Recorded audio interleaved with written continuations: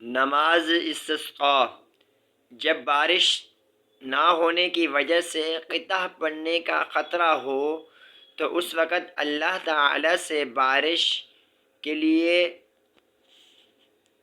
دعا کرنا، نماز استسقاء پڑھنا مستحب ہے۔ آپ صلی اللہ علیہ وسلم نے کبھی صرف دعا مانگی اور کبھی نماز بھی پڑھی۔ نماز کا طریقہ یہ ہے کہ تمام مسلمان مرد، بچے اور بوڑھے اور جانور پاؤں پیدل معمولی لباس کے ساتھ اپنی عاجزی اور بے کسی کا اظہار کرتے ہوئے کسی جنگل اور میدان میں جمع ہوں۔ وہاں دو رکعتوں نماز جماعت سے امام کے اقتدار میں پڑھیں۔ دونوں رکعتوں میں امام قرات بلند آواز سے پڑھے۔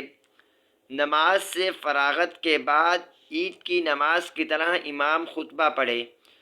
خطبے سے فراغت کے بعد سب مل کر دعا کریں۔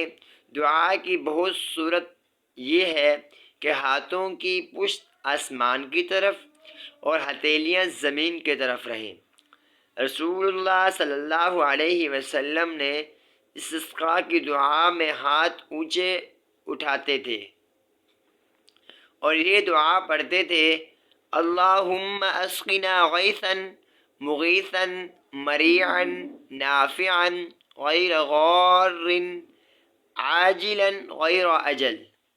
یا اللہ، ہمیں ایسی بارش کا پانی پلا جو خوب برسنے والی ہو، نفع پہنچانے والی ہو، نقصان پہنچانے والی نہ ہو، جلدی برسنے والی ہو، دیر سے آنے والی نہ ہو۔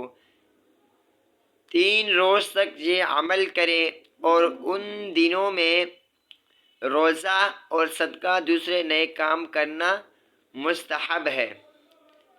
اللہ پاک ہم سب کو اپنی جتنی بھی ضروریات ہیں، اللہ پاک ہم سب کو آپ سے مانگنے کی توفیق عطا فرمائے، اور نماز اور دعا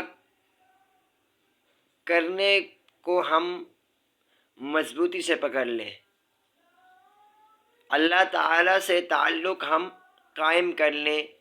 بس علم ایک سمندر ہے جسے جتنا سیکھا جائے کم ہے۔ ڈیلی کے بیس پر 3 منٹ کا درس ہوتا ہے۔ سب سے گزارش ہے کہ اپنے قیمتی وقت میں سے پورے دن میں سے صرف 3 منٹ اس درس کو سنا کریں، بہت فائدہ ہوگا۔ وآخر دعوانا ان الحمد للہ رب العالمین۔